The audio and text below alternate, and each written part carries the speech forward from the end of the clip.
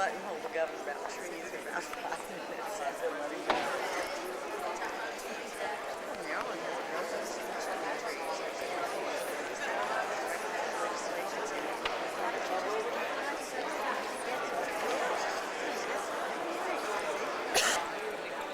Said it for 2 minutes.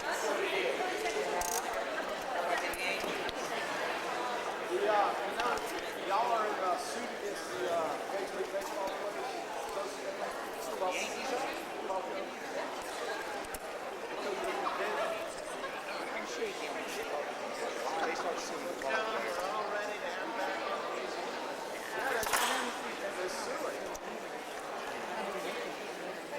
Get them in the dome. Yeah.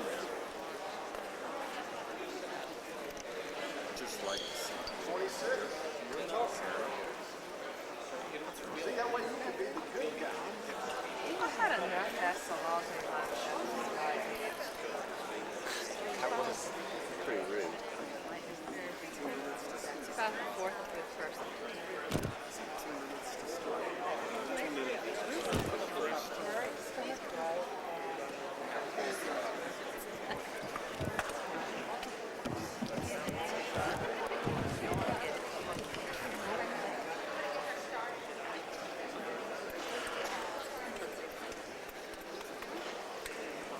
We have one more candidate that's here, and we're waiting for him. Just be sure.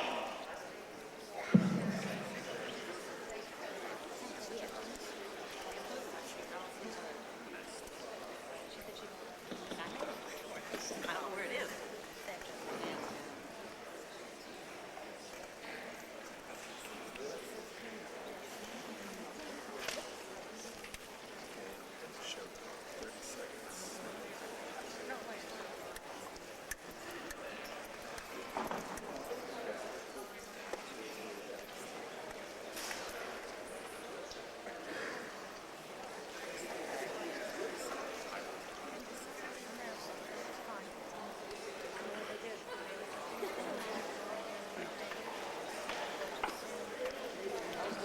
May I have your attention, please?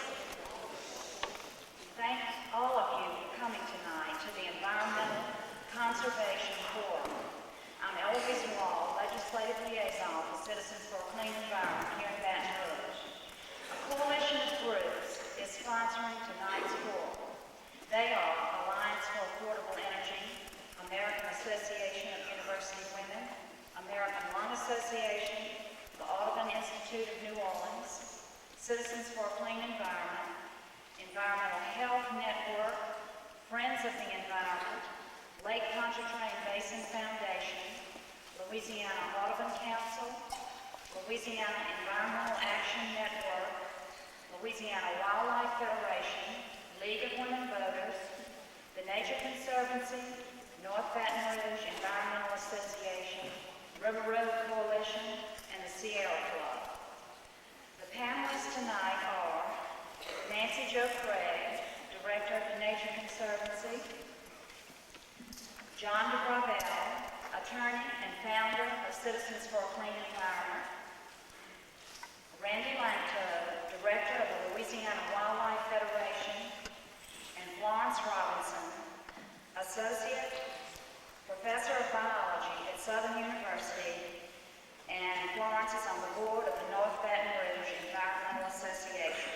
Our candidates tonight are Governor Buddy Romer, Ms. Ann Thompson, Brian Wagner, who is Proxy and Campaign Director for Clyde Holloway, Mr. Fred Dent, and Mayor Sam Jones.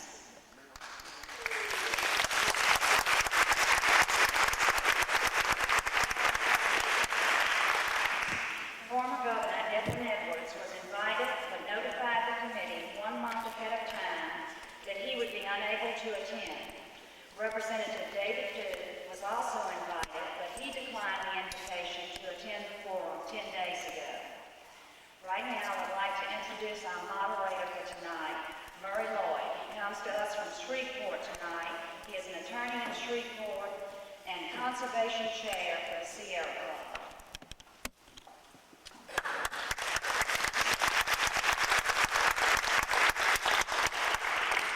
Good evening.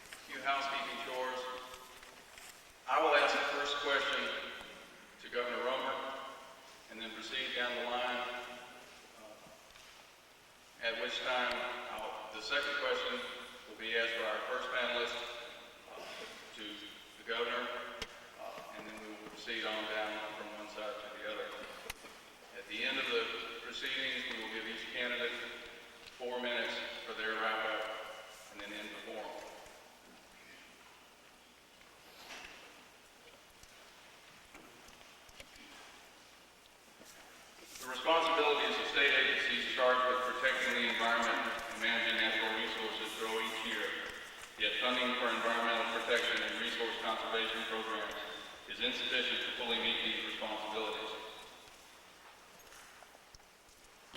Mr. Romer, will you increase the allocation of the governor's executive budget request for general fund appropriations to the Department of Environmental Quality, Department of Wildlife and Fisheries, Department of Natural Resources, and the Department of Agriculture and Forestry for their environmental quality and resource conservation programs?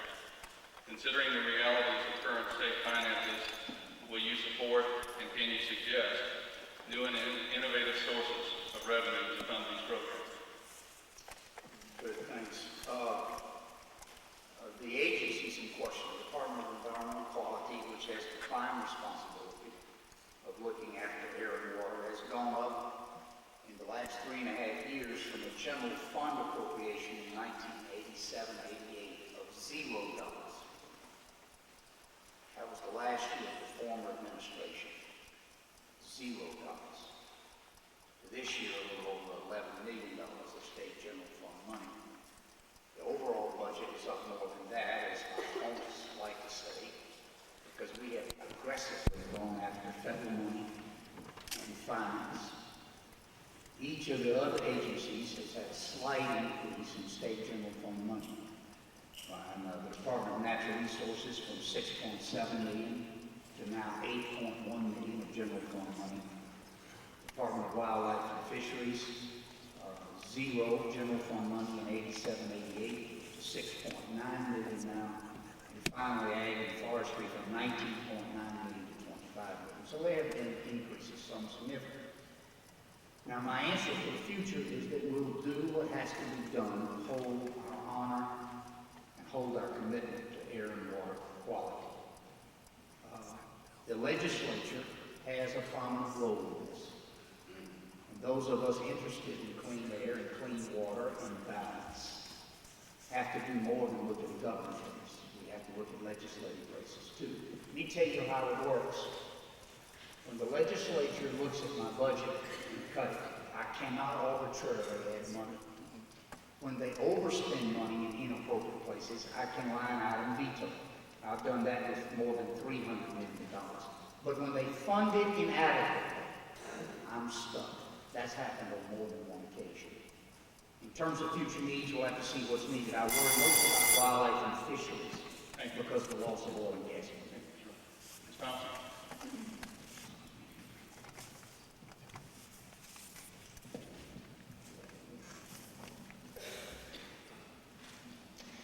Okay, the Department of Agriculture is now in charge of pesticide monitoring. I would move those responsibilities back to the Department of Environmental Quality. I believe that the aerial applicators have to be better trained and more cautious in their use. About 750,000 fish have been killed due to pesticide misuse. I would get monies to help clean up the waterways by taxing the polluters more, and also, this is my idea, a surcharge on raw seafood shipped outside of the state. It would be a tax not on people from Louisiana, but from outside the state. And I would use those monies to clean up our waterways, because soon people are not going to want to buy the seafood if it is contaminated. We supply 45% of the nation's seafood. And if it's contaminated, no one will want it. That would also provide an incentive for seafood processors to locate in Louisiana rather than shipping our seafood to Japan or Georgia, etc. for processing. Thank you.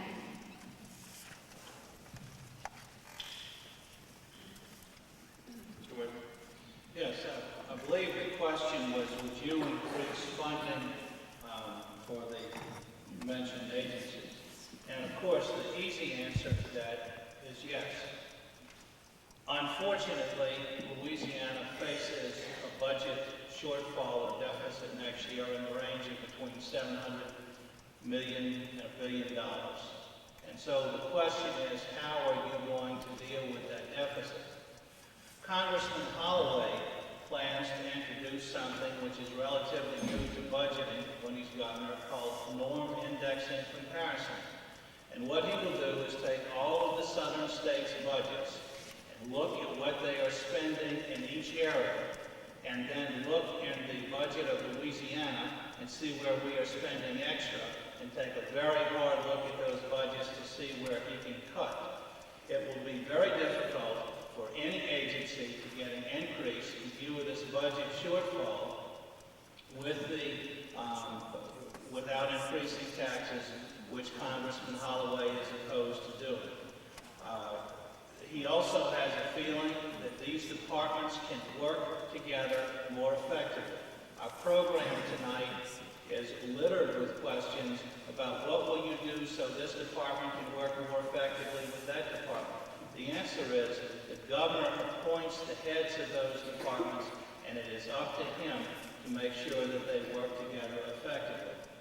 In terms of innovative sources of funding for the state, first of all, we need to get environmental impact funds from offshore drilling. This is something which can be done by Congress, not by last-minute lawsuits which are filed and then not appealed. And Congressman Holloway will work very hard to do that. And it can also be done by encouraging more oil production in our state. And of course, that royalty income will give additional funding to Louisiana. Thank you.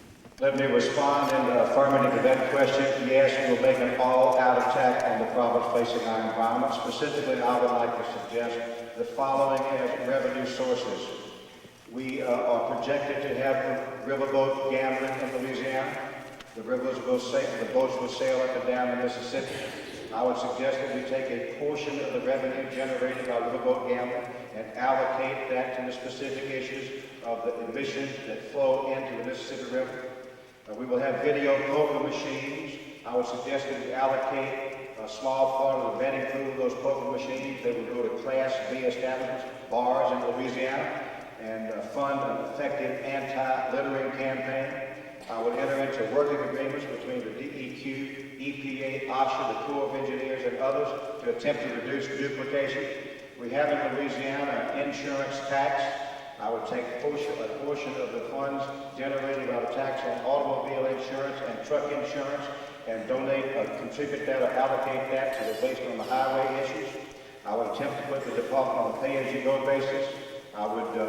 In Louisiana, we have a Louisiana Capital Company incentive. If you belong to an investment pool, the first 35% of your income off that investment pool is tax-free. I would increase that to 40% for those companies that invest in environmentally pure or environmentally free companies. I would also increase the new job tax credit from a maximum of $225 today if you're in a neighborhood where you have over 10% employment to $100. I would put the environment as a principal issue. I would fund it right. I would do it right, and I would find resources to do it. Please. As the only candidate for governor who has had the responsibility of cutting a budget almost every year to overcome the deficiencies of the federal government and the state government, I am here to tell you that more money is not necessarily always a solution to a problem. I do not believe we should raise taxes. I do not know of any area that I think we should raise taxes in the coming few years. Our economy cannot handle it.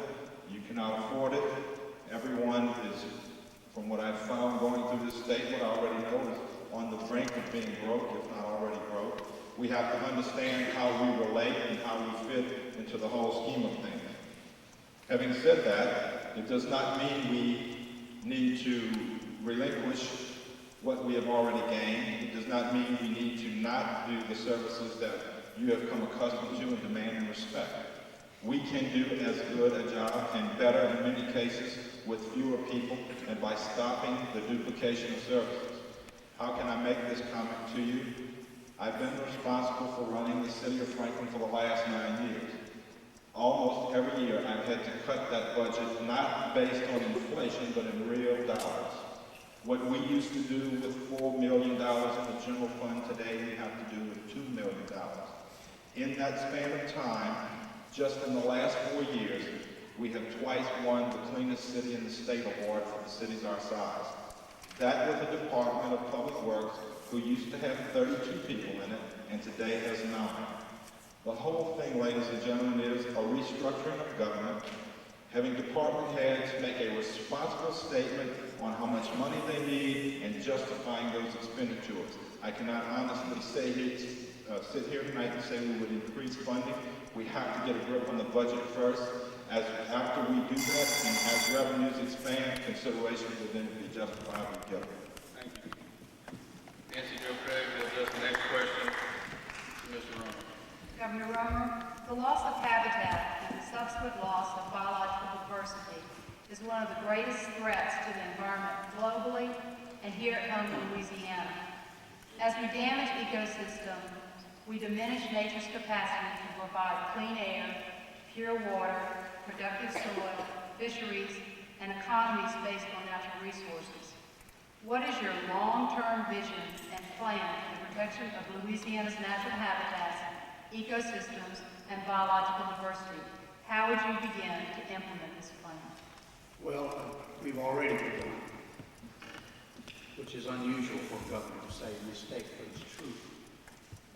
We went to the people with the Wetlands Trust Fund, the concept where we would take a percent and a dollar figure of our oil and gas revenue above a certain threshold point and put that in a trust fund for real projects to be spent at preserving the wetlands that we have in Louisiana. We have about 40% of all the wetlands in America, more than any other state. That coastal management, coastal restoration plan is being implemented right now. As you know, we had 20 real projects last year.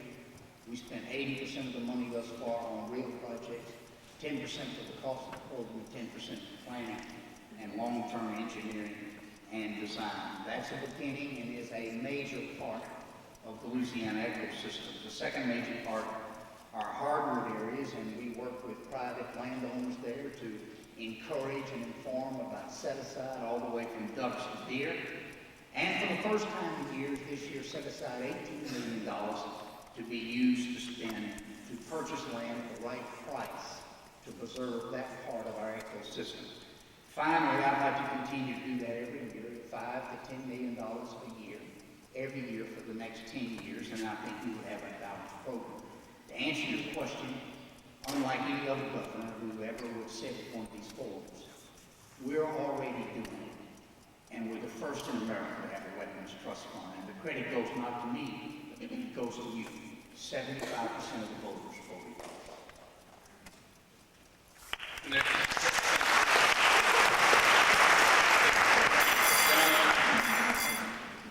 John DeGrado will address the next question to Ms. Thompson. Ms. Thompson, leadership is a key issue in the governor's race. Just as our government provides strong and effective leadership, so must the persons appointed to head state agencies. The secretaries and assistant secretaries of DEQ, DWF, DNR, and other state agencies to a great extent determine the policy, effectiveness, and efficiency of their agencies. They should possess the educational background, administrative experience, and vision to best serve the people of Louisiana. Specifically, what qualifications will you require these individuals you appoint to run DWF, DNR, and DEQ? And would you support legislation establishing definite minimum education and experience requirements for agency secretaries and assistant secretaries? Yes, I absolutely would support legislation to do that. And I believe that leadership is the number one problem and should be the number one priority today. We need to put the brightest and the best, not only in these positions, but also in every position of government and in every position in education. I have been appalled, since I know about higher education design, that we have college and university presidents who speak substandard English. I personally have known 3 college and university presidents in the past 4 years who said things such as, it don't, they have, consorts. And this past May 18th at Delgado's commencement service, the president introduced Senator John Breaux as a distinguished statesman, said we need to accent on quality, and urged the graduates, may God speed. This is the type of leadership we have in higher education. With regard to the Department of Natural Resources and DEQ, their secretaries, of course, they must have minimum requirements. I would say they should at least have master's degrees in biology, chemistry, and things that are related to the environment. And I will do a nationwide search to find a secretary who has had experience in other states in these areas. The brightest and the best, the most competent men and women of integrity. Thank you. Next question will be addressed by Randy Longcoat. Mr. Wagner. Mr. Wagner, the deterioration of Louisiana's coastal wetlands is a state and national tragedy. It threatens our recreational and commercial fishing industry, our nationally significant waterfowl habitat, and the rich cultural heritage of our coastal communities. With the enactment of a constitutionally dedicated coastal restoration fund and establishment of a planning procedure for restoration projects, significant progress has been made to begin the task of restoring our coastal wetlands. Yet much remains to be done. How will you keep the ball rolling for Congressman Holloway on the state's coastal restoration efforts, and will you continue to staff the position of the Governor's Executive Assistant for Coastal Activities? Would you like to give me the question number since I'm representing Congressman Holloway? I have some of his specific. First of all, Congressman Holloway, when he becomes governor, will make the executive assistant for coastal activities the assistant for environmental affairs.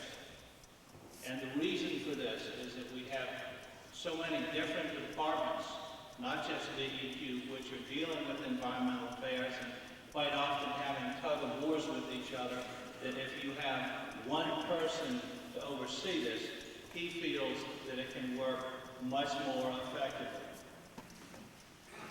In addition to that, we have seen private industry come up with some great ideas about our wetlands, such as Christmas tree sediment trapping and rubber tire barriers.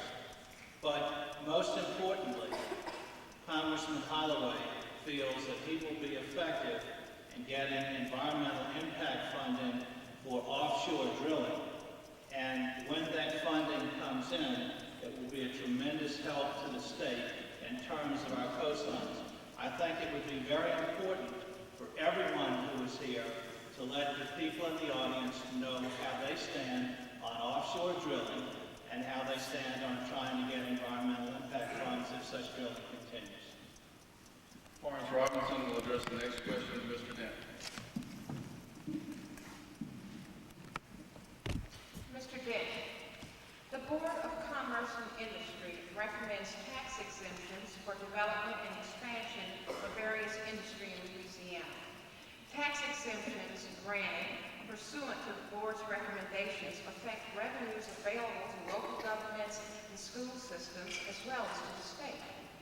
Recent efforts have been made to condition a percentage of the industrial tax exemption on the performance of the applicant relative to complying with environmental quality laws and regulations, but they have been opposed by a majority of the members of the Board of Commerce and Industry, and consequently, the formula adopted and implemented is only a weak deterrent to environmental violations.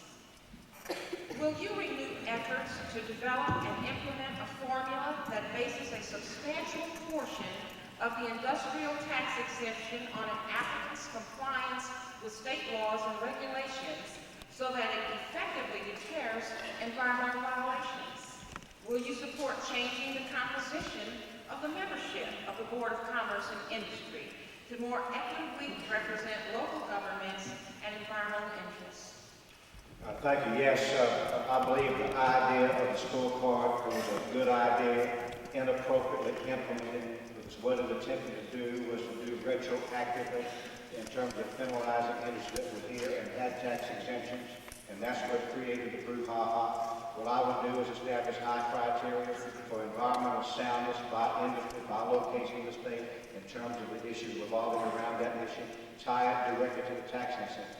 What we don't do, ladies and gentlemen, we don't use our tax incentives to attract anybody on a direct basis. I would propose changing the approximate $5,000 per employee tax incentive that we can give to an industry in Louisiana per job. I would change that from $5,000 to $7,500 for those industries that come into the state that are pollution or environmentally pure, or pollution-free or environmentally pure. We must direct our incentive. I would also suggest the establishment of a Gulf of Mexico environmental zone, whereby we create in every South Louisiana parish 50-mile inlet, an appropriate incentive to bring to Louisiana those industries that not only contribute to our environment, but that process our food, our seafoods, and the like. I would create a nonprofit coalition to receive funds directed toward research projects, much like the Save Our Lake Foundation that the legislature under Governor Rome's leadership created and has done a fine job for the lake. There are so many things that need to be done if we use the incentives as a carrot as opposed to using incentives as a stick. Next question will be addressed to Mr. Jones, Finance Director. Throughout the country, state governments are recognizing the importance of protecting wildlife habitats, scenic rivers, ecosystems, etc. The state of Florida has committed $3.2 billion over the next 10 years to save Florida's endangered habitats. 89% of Louisiana's public supports an expanded land acquisition program.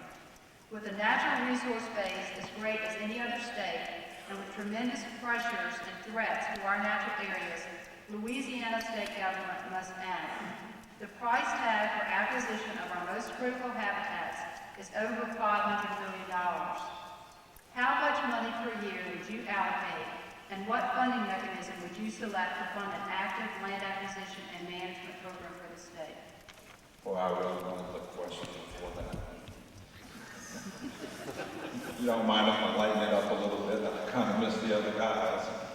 I told Duke he could come. I wouldn't ask him anything tonight. You know, Florida has had the lottery for quite some time, and they were able to do some things with that lottery money that freed up other money that allowed them to operate their budgets that we have not been able to do. We, as of yet, do not know what the lottery will bring us. But as I stop in at gas stations throughout the state, and I see that everyone gets $5 worth of gas and 5 tickets, it makes me wonder that we may actually end up with some money in a year or two that we did not expect. I've always believed that we would get more money from the lottery than what we expected. I would like to say to you that we will work through the federal government with the Scenic Rivers Act. We have several scenic rivers that should be classified as such, and we should try to acquire federal funding for that. As best I can tell you, because of budget constraints, because of the fact that we have hospitals in the state that are closed, because we have 1 million people in the state that don't have health care insurance, a cancer rate that's maybe not as high as the rest of the nation, in some places as high, but people dying because they don't have access to health care adequate enough to save their lives. I just can't honestly say that there's some money that I know that we can commit at this time. It's not that the spirit is not there. I am willing, but there are other priorities that we have to match with, particularly the health care situation, which directly relates to the environment.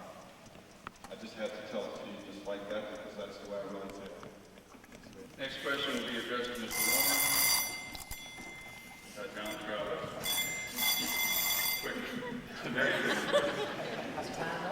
Governor, when the Department of Environmental Quality was created, some regulatory functions necessary to protect the environment remained with the Department of Natural Resources, namely the regulation of oil field waste and underground injection of hazardous waste, which are currently the responsibility of DNR's Office of Conservation.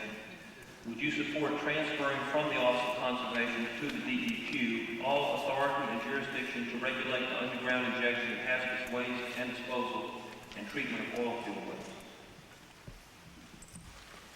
Yes, you know, I have the practical responsibility of trying to make forces work that often pull in opposite directions. That's real, it's practical, it happens in our lives, it happens in our business, it happens in our school, it happens in our government. And I want first to begin by complimenting the women and men who serve the state in these areas. It's not often said, but in response to an earlier question that I think Ann did a good job in answering about the quality of people who do work at DEQ, they are excellent. And the women and men at the top all have advanced degrees, all have specialties, all have experience, and have really done an excellent job. There are areas, such as produced waters and others, where we have wrestled for more than a year with the solution. But I would support in the treatment of hazardous waste and disposal of oil field waste and underground injection, consolidation under DEQ. Now, I want to make sure that the word we use, and I have to tell you, I'm in an unusual position of doing more for the environment in the last 4 years than has been done in 40 in the state, and we got a long way to go. I didn't come saying perfection, and this is an area where I think transfer under that leadership would be good. But the key word for me is balance. Balance. Make sure those in that industry have a chance to produce with balance. But there ought to be one regulatory supervisor. Next question will be addressed to Ms. Thompson by Randy Lightfoot. Dr. Thompson, the rash of pesticide contamination and fish kill incidents that occurred this past summer has focused public attention on the need to more closely monitor and better regulate the use of agricultural chemicals to protect public health, water quality, and fish and wildlife resources. The Department of Agriculture and Forestry has been slow to initiate rulemaking to establish emergency procedures for responding to pesticide incidences, for monitoring pesticide levels that exceed state and federal standards, and in revising existing regulations pertaining to pesticide application. The public is concerned that while state government fiddles, misuse of pesticides is damaging our health and natural resources. What initiatives will you take to ensure the protection of public health and natural resources from pesticide contamination? Well, as I mentioned previously, it's estimated about 750,000 fish were killed this year due to pesticide misuse.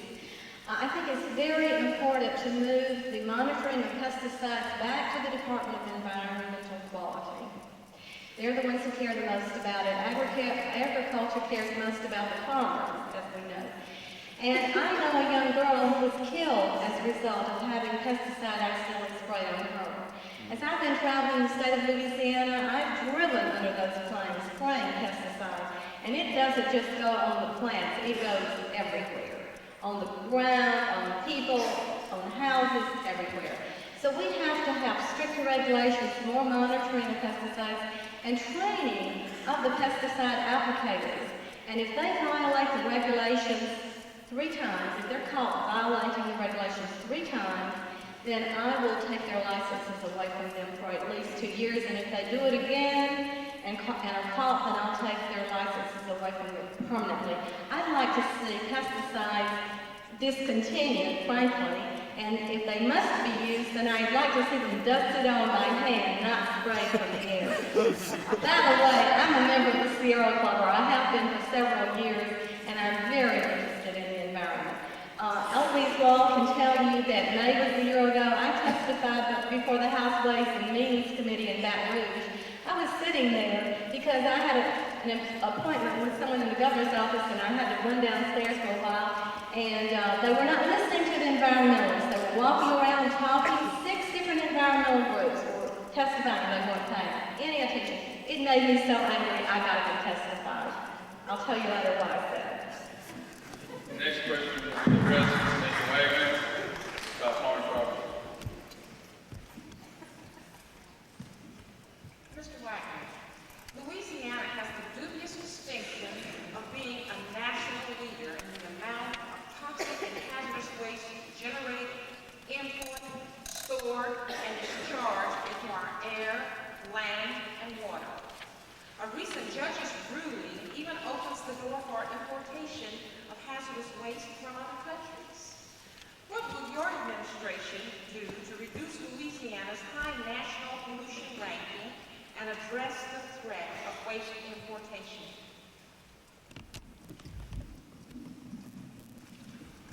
First of all, Congressman Holloway believes that what we need is steady improvement. It is not fair to blame Governor Roman. There are a lot of things to blame him for, but one is not fair to blame him for is our ranking as 49th in the country. Because we have oil and petrochemical industries that were set up in the state many, many years ago, and those industries are there. They're neighbors, they're part of the state, and we need to be fair with them as well as fair with everybody else. So we look for steady improvement, a need for the state to get along with industry, and for industry to realize that it must treat people like good neighbors.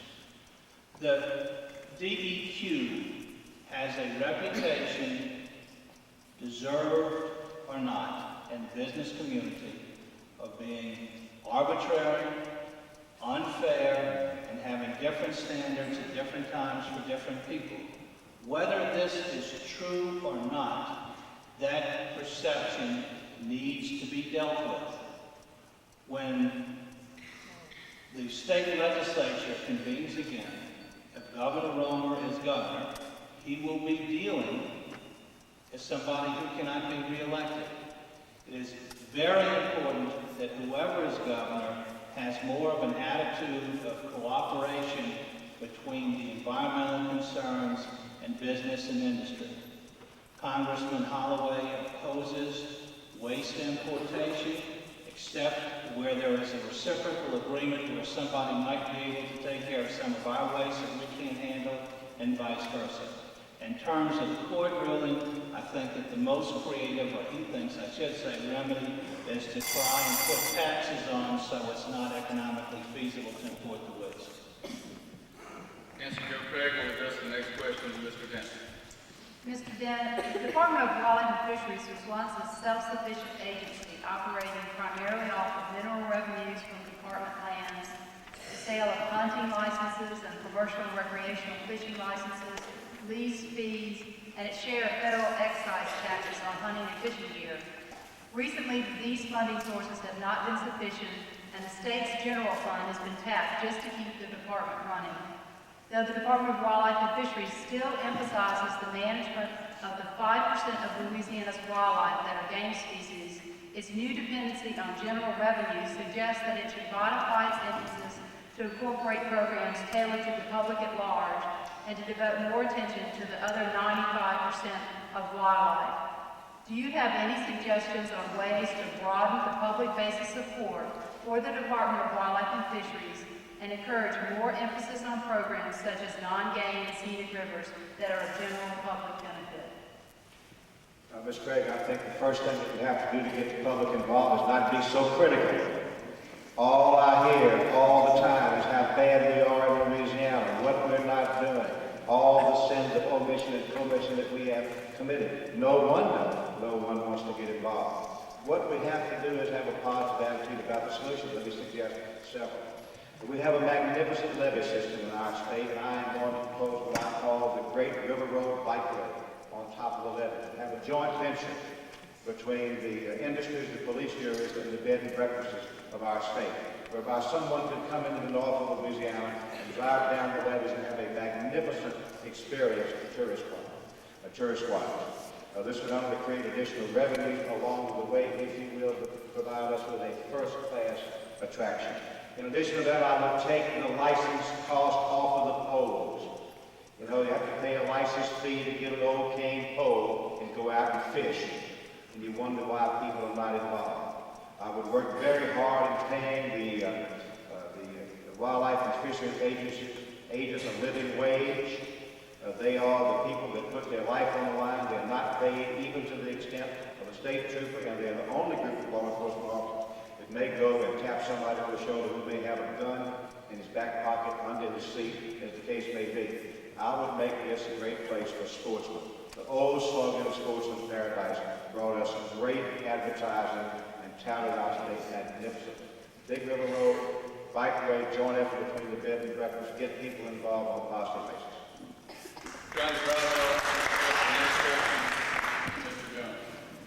Mayor Jones, a recent survey of teachers in Louisiana showed that 68% of our teachers regularly spend money out of their own pockets for equipment and lab supplies to teach science and environmental science.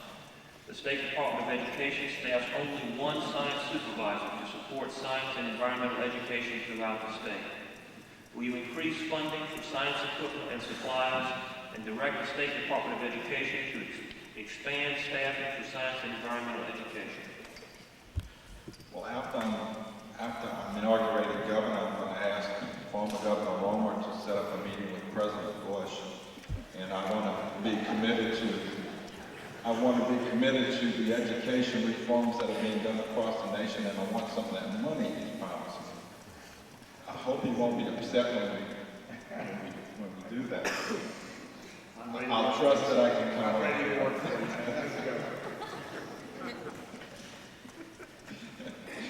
I believe that minimum foundation program in this state is $150 million short. And I'm committed to making that one of the top priorities. And as it applies locally for science programs, which I know science and math programs have been woefully short over the past number of years, and we've suffered for it as far as our technological advancement in this country, that indeed that full commitment would be part of that commitment to the minimum foundation program. But we have to understand how bad it is out there. We have some teachers in this state who are on food stamps. I found policemen and firemen in this state who are on food stamps. Last year, this legislature passed a huge increase for judges in the thousands of dollars. I don't know if we've gotten our priorities straight. I don't know if we made that commitment to education that we should make. This governor will make that commitment. That commitment will be through minimum foundation. These programs will be funded so that teachers will be able to at least have chalk to teach in classrooms. At least have blackboards and computers to compete with Nintendo games and all of those other things that create the illusions that are trapping our children into places we don't want them. That commitment I do give. The next question will be addressed to Mr. Romer by Randy Langford. Governor Romer, the Leap to 2000, the ongoing Louisiana Environmental Action Plan project, has identified a list of issues that pose risks to human health, the environment, and the quality of life in our state. Among the top 10 issues the LEAP project has identified as presenting significant risk is the lack of land use planning. The absence or inadequacy of such planning can result in flood damages, erosion, water contamination, more costly infrastructure needs, clutter, noise pollution, unnecessary exposure to air pollution and pesticides, diminished property values, neighborhood conflicts, ad infinitum. What are your thoughts on land use planning, and what role the state should play in encouraging better planning locally and statewide? Good. Well, I appreciate you bringing up the Leap to 2000 project. That's a project that we've been on for about 2 years now, with several of our agencies involved, led by DEQ. It's an attempt to do a couple of things. Get a plan statewide that makes sense and include local initiatives. It's a sense of communication, of cooperation. It's a sense that we're in it together. It's a sense that the air and water doesn't know a parish boundary or a city boundary. That as a state we can do more than we can individually, but that we do need strong local input, as per your question implies. We have had some legislative problems with trying to co-opt or prevent local initiatives. That's not a good idea. Or we've had legislative attempts to give local government the power to co-opt or prevent state initiatives. We need a balance and need to do it together. Recycling is more of the emphasis of Leap to 2000. It makes a lot of sense. We were able to get money out of the legislature this year, not huge amounts, but several $1 million to begin that project and that program. It's communications, it's cooperation, it's working together, it's Leap to 2000. It's never been done in Louisiana before, but we're now at the conclusion of our second year of getting it done. I think it'll pay good dividends. I would like to say one other thing on waste importation. We work under the Constitution of the United States of America, which prevents us from stopping the importation of waste. We cannot do that under the Constitution. But we have raised the tax on such waste by 850% in 3 years. And the amount of such waste imported in this state is sharply down. Thank you very much. Next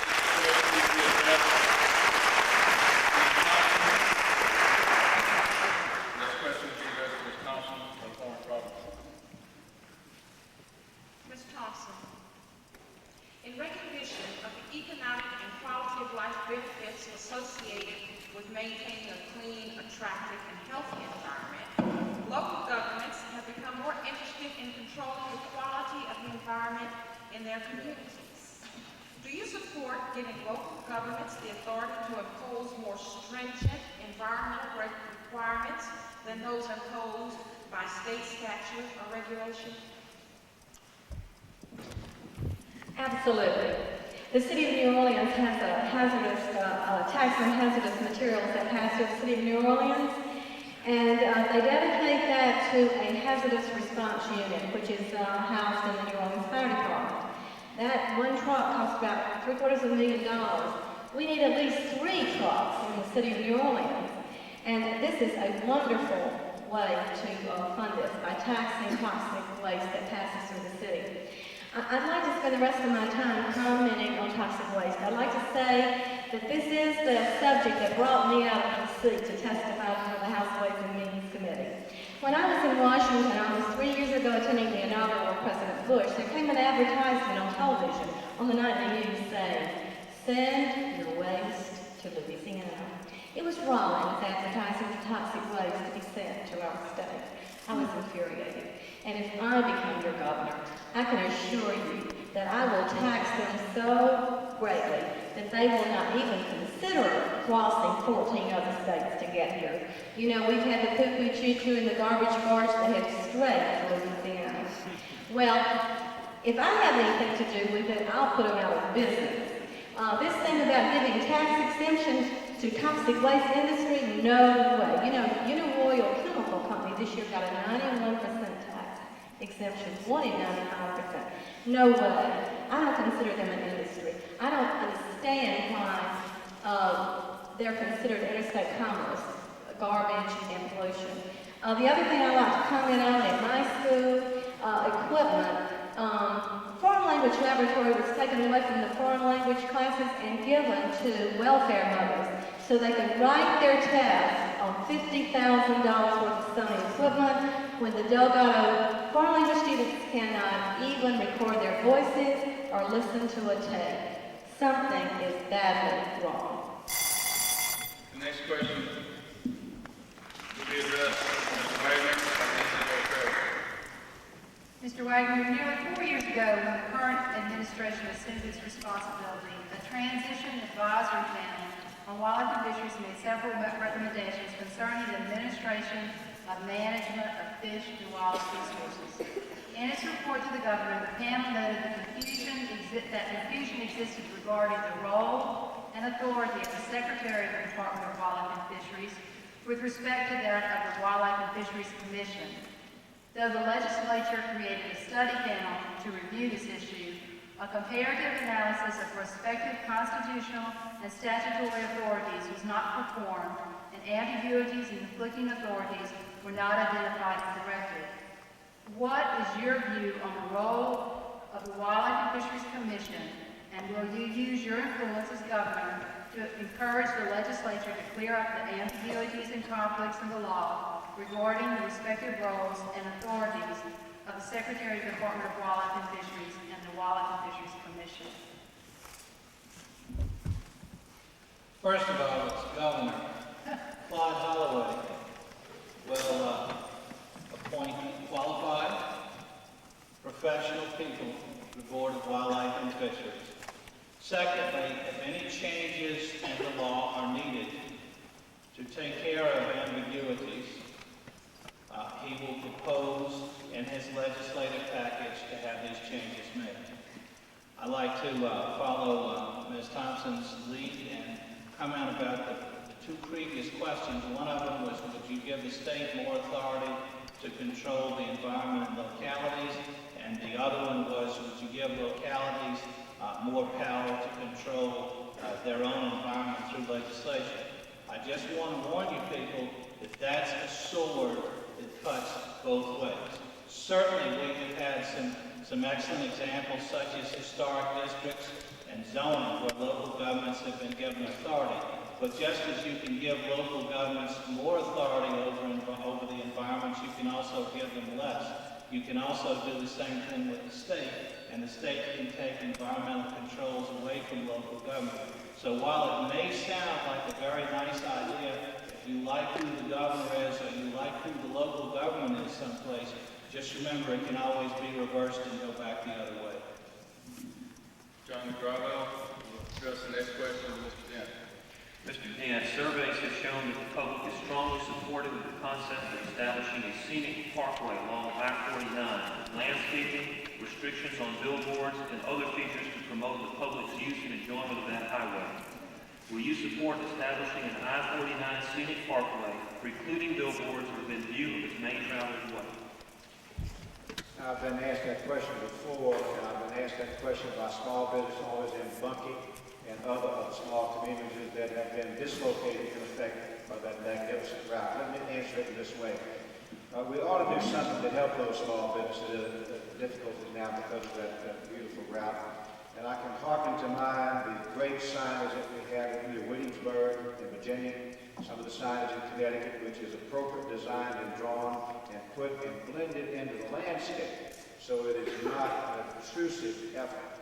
You know, we have lots of people that depend upon commerce in this state, and we ought to have an appropriate signage bill passed. Let me very hastily quickly tell you that I am not for this proliferation of the signs that we see on every other road. I'm talking about very carefully designed, very carefully controlled signage designed to create opportunity. And also, ladies and gentlemen, some of us have to go to the bathroom periodically, and we may have to know how to get there off the road. So there are other fundamental issues involved. I'd like to comment as others have done as well. We ought to create an emphasis on wellness in the workplace. We ought to provide tax credits as opposed to tax deductions for those companies that are doing the things to create a wellness environment in their plant. We ought to create tax incentives for people that do that. We ought to have a Center for Environmental and Coastal Research, centered at McNeese, USL, and Nicholas, to create the opportunity for young men and young women to have a focus on the environmental issues and opportunities that we have in Louisiana. Randy Langfield will address the next question to Mr. Jones.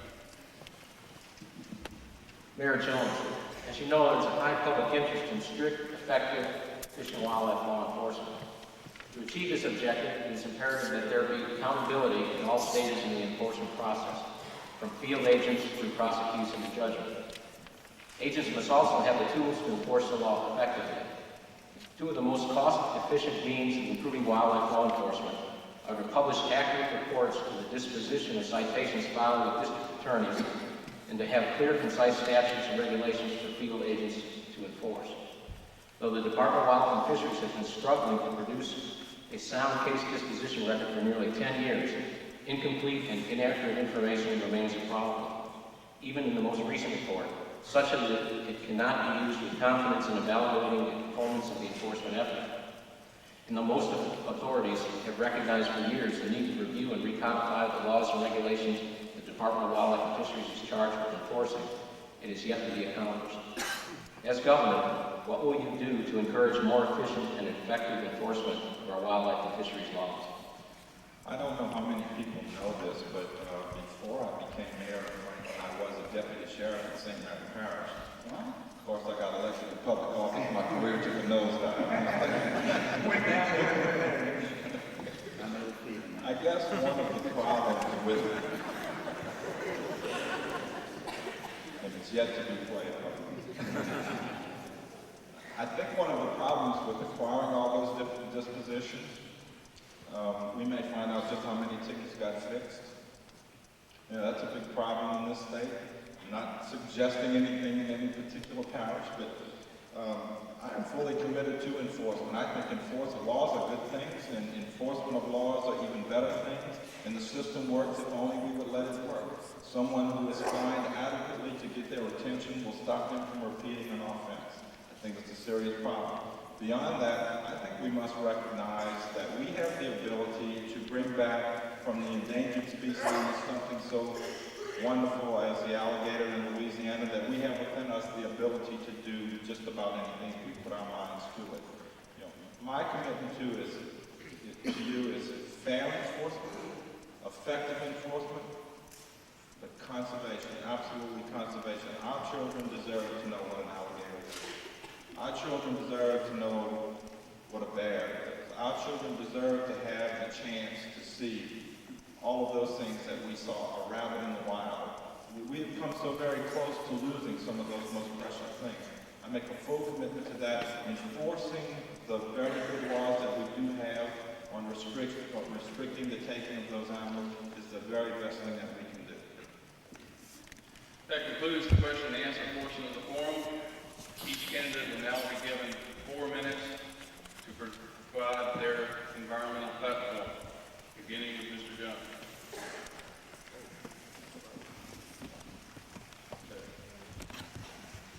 Governor, I'm going to throw you one. I'll wait for the answer. I am, as I said, from St. Mary Parish, the land of and home of marine shale processors. I've been to your office one time and asked a very simple question. In 4 years' time, couldn't we get one answer? Either they were killing us or they weren't. If they were, I'll meet you down at the gates. We'll put a padlock, call CNN and everybody else. If they're not, get us out of limbo. We're tired of trying to figure it out. We really want to know. In 4 years' time, why couldn't we get that one answer? Ladies and gentlemen, when we speak about the environment, we speak about a lot of things, but the environment directly relates to health care, to the health of our citizens. I already told you earlier tonight, we have 1 million people in this state who have no health care insurance. 600,000 people who are inadequately covered. They have enough not to qualify for charity, but too much to be able to stay in the hospitals long enough that they have a serious health care problem that needs to be addressed. We've had 20 hospitals in this state closed under Governor Romer's watch in the year before he came in office. We have 40 hospitals on the brink of closing. We have just seen the reorganizing of the Health Care Authority, which may be too little too late. We've taken away our commitment to the VOTEC schools for the training of nurses. We could put 2,500 nurses to work tomorrow in the hospitals of this state. The demand is that high. We just don't have them. Our commitment has gone from practical application of those technical training institutes like VOTEC, where we can put people to work and do our state a service. We have 34 parishes in this state that qualify for federal help for primary health care clinics called the Community Health Care Program. In Texas, they have 92. In Mississippi, 28. In Louisiana, 8. And in the last 8 years, we've not had one new application for one of those health care clinics. Ladies and gentlemen, we need to make a full commitment. And I thought I'd get by the whole night without hearing welfare since David wasn't here. But I guess we just had to hear a little bit about it. But since you brought it up, I am for welfare reform too. But you see something about welfare, Mother, because you can address it when it's your turn.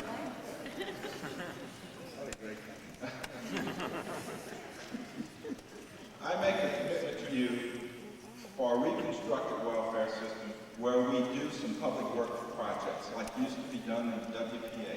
We just took a sewer plant off the line in my city after 50 years having been constructed by the WPA. Heaven knows that our cities, our infrastructure is falling apart. We don't have the money to build it back.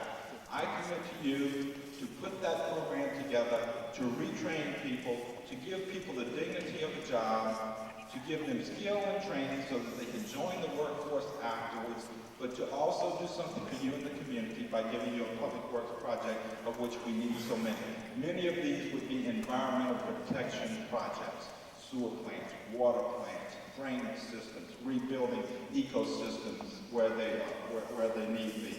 I commit to you to be as strong as Teddy Roosevelt on recognizing how beautiful our land is and how great it can continue to be if only that full commitment is made. I really appreciate being here. I appreciate you asking me.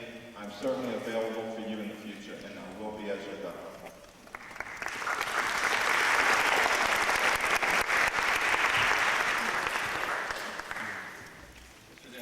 I would like to suggest two other things that might be of interest to you and to the people of the state. There was a question about the teachers and emphasizing science. Let me suggest that many people that are in the teaching profession spend their own funds in support of their classroom. Now, in my business, if I spend funds in support of my business activity, I'm given the opportunity for a tax deduction. I would propose that we give to teachers in our classrooms a tax deduction and/or a tax credit for those funds that they can demonstrate clearly that they spend on support of their classroom. Let's do for the teachers exactly what we do for business. Listen carefully to this second, ladies and gentlemen, because this is a very interesting, novel approach to deciding what the people want. And we have sold out in Louisiana. A group of 6 networks have decided who the principal candidates for government are. The Times-Picayune editorial board has decided who the charismatic candidates are. And it's the people versus the pollsters, the press, and the politicians. I'd like to let the people vote. Let me suggest how. That on your state income tax form, that you be provided with a series of alternatives of where you can direct a portion of the taxes that you pay. A small portion, obviously, but a portion of the taxes you pay. So we can have an actual dollar commitment. And if you want to fund some effort in education, you can do that. If you want to fund an effort in air or toxic emissions, you can do that. Let's put the power back to the people, not to the pollsters. We ought to have in the governor's office 3, a science advisor to the governor. And I understand the governor has a fine lady that he works with now. But I'm talking about a science advisor on the order of Bill Pryor at LSU, who is one of the foremost scientists in America, to advise the governor on the scientific advancement and change in this state that we need to adopt, emulate, and move forward. Ladies and gentlemen, this race is between ideas, not between men. This state, all over the state out here, people have had enough.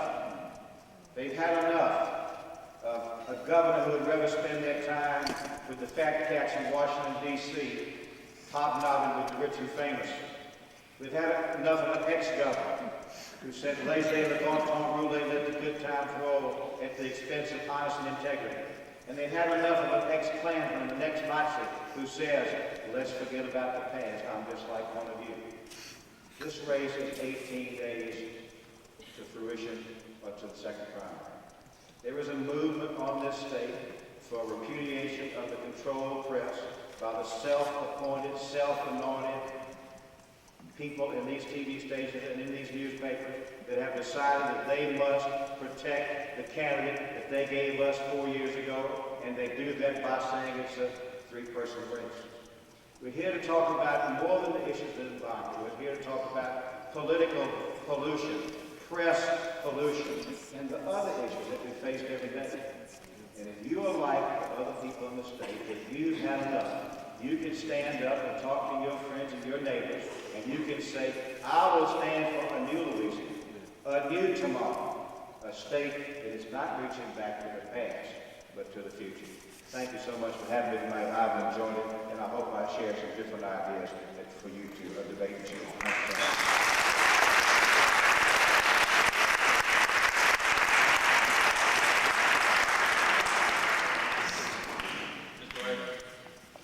On behalf of Governor Holloway, I want to thank you, Governor Kavanaugh. One thing is sure, I'm the one person on stage who won't be governor. And you don't have to But I do want to say, since there can only be one governor who was elected, that some of the other people up here might have a tremendous future in the field of entertainment. They have great senses of humor, and they have very great speaking abilities. Congressman Holloway was originally going to come, and there was a scheduling conflict. He accepted the first 2 dates and did not make the third, so please don't think that he wasn't delighted to come here and face you.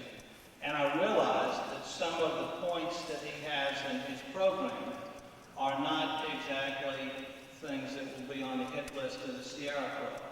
But by the same token, I do think, in the long run, his idea of cooperation between those who seek to improve the environment and those in industry is a real solution to our state. You know, the environment of the state of Louisiana merits and deserves protection, but there are other needs of our state. Existing state departments impacting the environment are functioning like little independent fiefdoms without coordination. Some of the questions raised here tonight attest to that. What will you do so this department doesn't fight with that department? What will you do about the ambiguities in the law? I want to again say that Congressman Governor Big Holloway wants to continue offshore drilling. He won't sue, but he will go to Congress and he will try and get the environmental impact funds that we need. He will go to the Department of Energy federally and try and get a real study funded for produced water. Maybe the other study was right, maybe it wasn't, but certainly DOE's offered to fund a study. It's very important to us. And he will work with our industries. Congressman Clyde Holloway is a nurseryman first and foremost. He loves plants, he loves growing things, and he loves nature. And you will find out how much he loves nature and the capacity that he serves you in the near future. Thank you very much for your attention.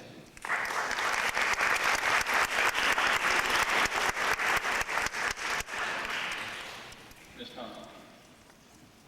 The environment is the goose that laid the golden egg, and if we kill it, our demise is not far behind. We can clean the environment up now, or we can clean it up later, but one way or the other, it's got to be cleaned up. And if we wait, it's going to start killing people, and our seafood industry will have been ruined. I should like to completely phase out the chemical industry. Well, not totally the chemical industry, but the toxic waste industry. But I'd like to phase the chemical industry down to a very small level. And I would like to put in clean sources of business, such as making Louisiana a retirement state. We've got everything that it takes to do it. And I would like to bring in international banking, make New Orleans an international banking center, make New Orleans a center of medical research, and we've got Tulane and LSU both there. There's no reason that Birmingham, Alabama should be the medical center par excellence of the Southeast. And a regional airport, which would provide a hub for all flights from Latin America like we used to have. I speak Spanish fluently, and I have been emissary to Spanish-American countries.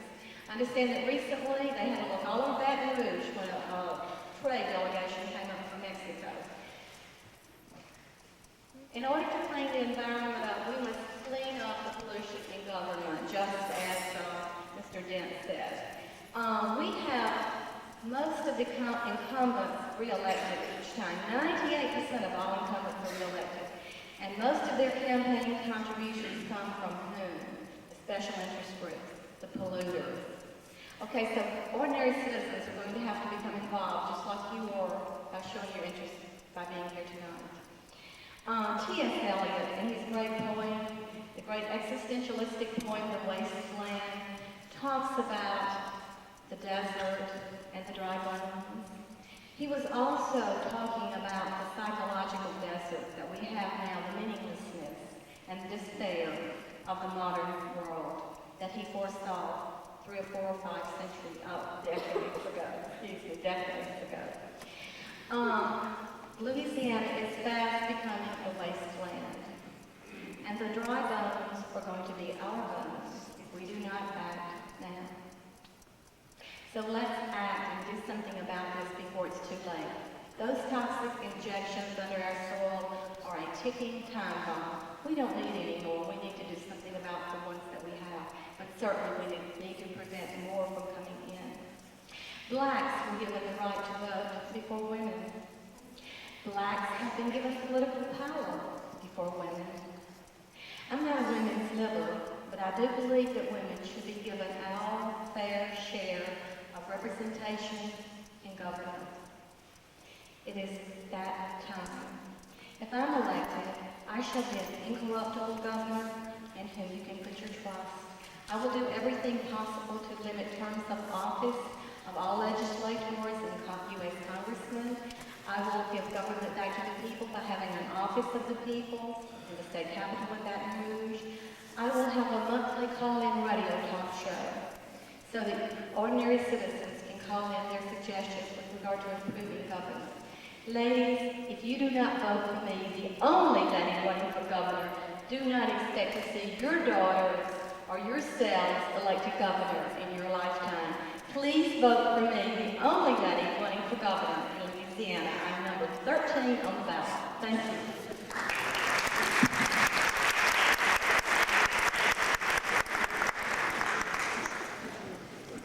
Mr. Roman. Thank you. I want to thank my colleagues and competitors for coming. It's one of those unique forums where we talk about an issue that has 100 different variations. So it's interesting that you would come and take the time, because it does, and none of us know all about it. So I know you came at some risk. I had a slight advantage of the 4 years trying to struggle through these things, so I appreciate you coming. And you're good people.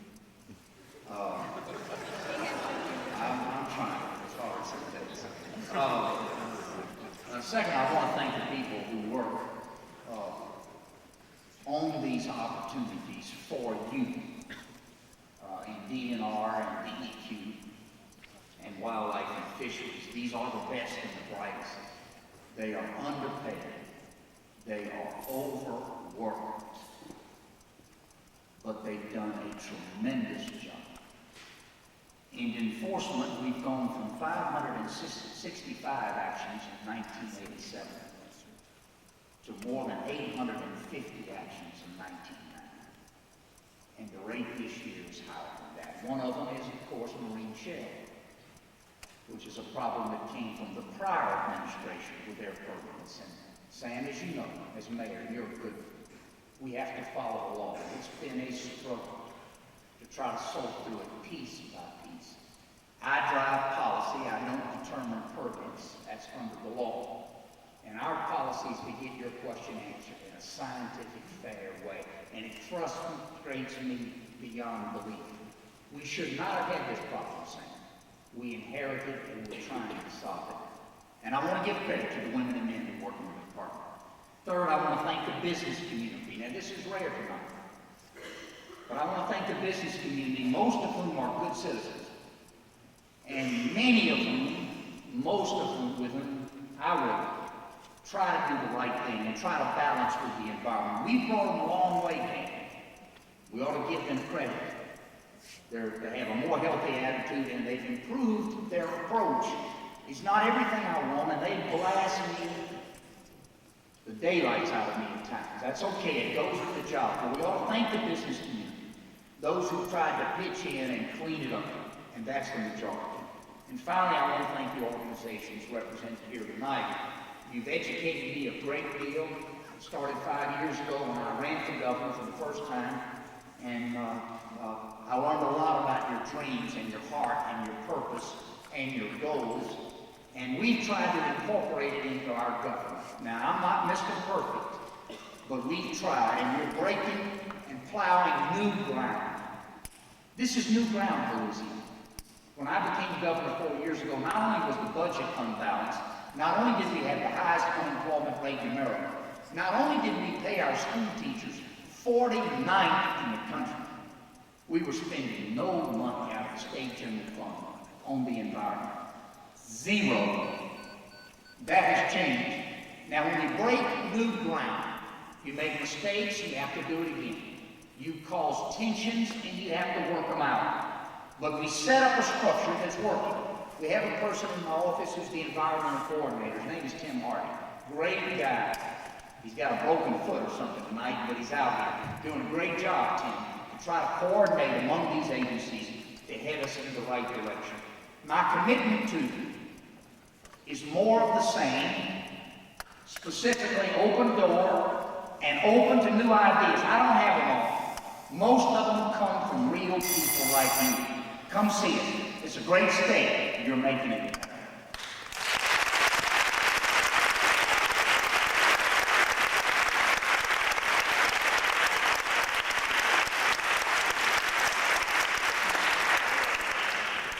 Thank you. That concludes the forum. I thank the candidates and the panelists, and especially you for attending tonight.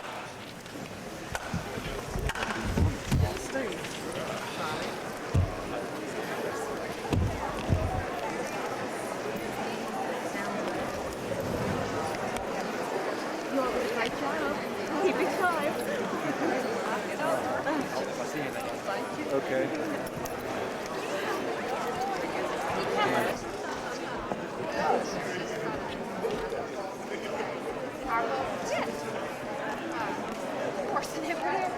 Oh, I got a ways to go. Did you hear me? Saints. Were you there that day? I don't mind. I get accused. I'm too long. I'm too short.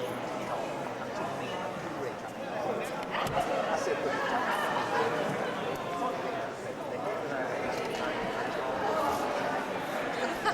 I just want to take I said, don't say it's all right.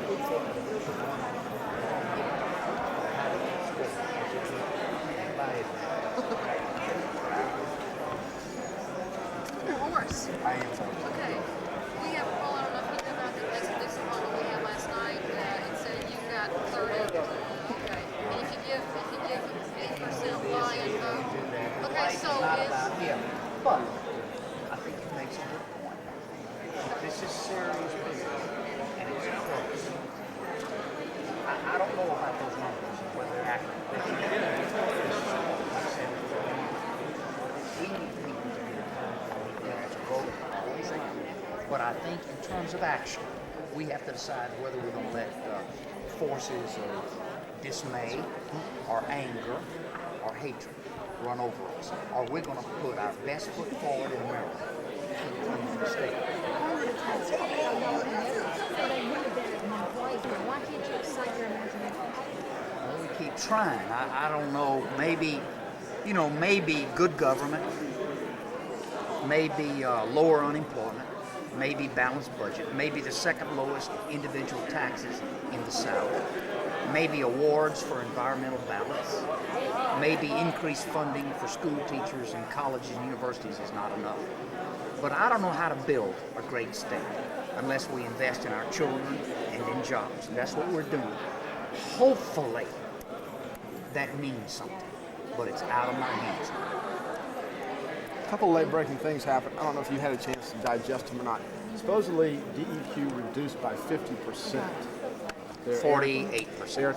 And I meant to get that in tonight, and as usual, is that, I was like, got it. Good, bad, why that happened? Well, that's great. We've gone from in terms of millions of tons of air toxic production. Well, you know this, not. It was released this afternoon or tomorrow. It's going to be released. We've gone from the high 800s to the mid 400 tons. And we believe that we'll be taken out of the top 5 of such states in America. Made real progress, and the credit goes to Dr. Tomplay and the women and men who work at DEQ. I meant to say that tonight, but I didn't include You that. get real news and you don't put it in there. Say that again. It was blabbing in my ear. What were you saying? Let me look at it. Where's my figures, Charlie? And it made me so angry.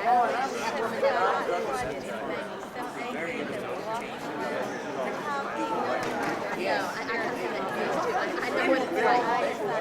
Bye-bye. Good for you having yourself testify. It showed one person. Well, it takes more than one person. Right, but I believe one person can. One person. 1990, toxic Louisiana. Absolutely. But you know what I found out later?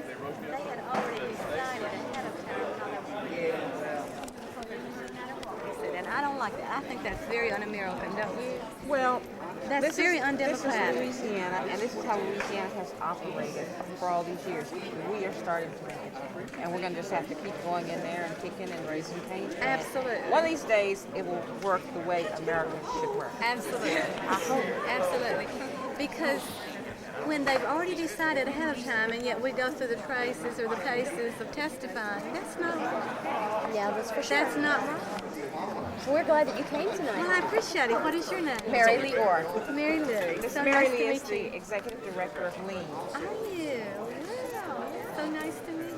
Thank you. It's good to see a woman up there. That's good. Yeah. For us women. I have to Be up there try. and speak in our mind. I want to see Good for all of you. you running for the legislature next year.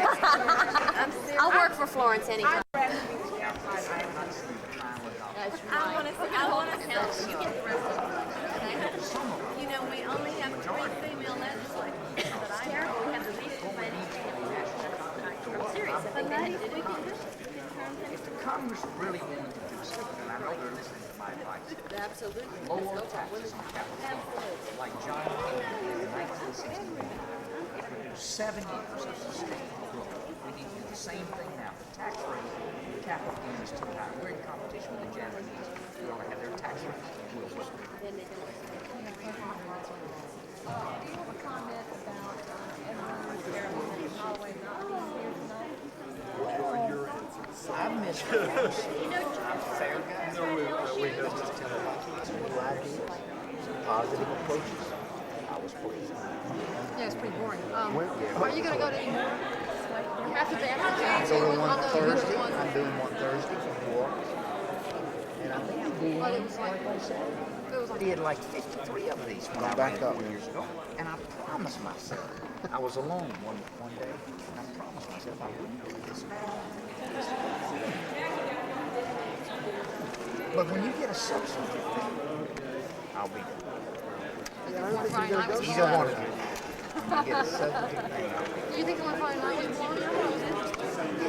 Come on, that means I know y'all jaded. well, yeah, some fireworks. I know y'all got tipped off about the American thing ahead of time. That's why you were ready for that. No, we didn't. That's what one of your aides told me. No, we didn't. Now, we checked out what he'd been nosing around on, and we knew that was one of the issues, and he was wrong on it, okay? So we just let him go out there and... Look, this administration is a lot of things, but crooked. Okay? I think I am. I don't know. My staff sat on itself. I'm going to Florida.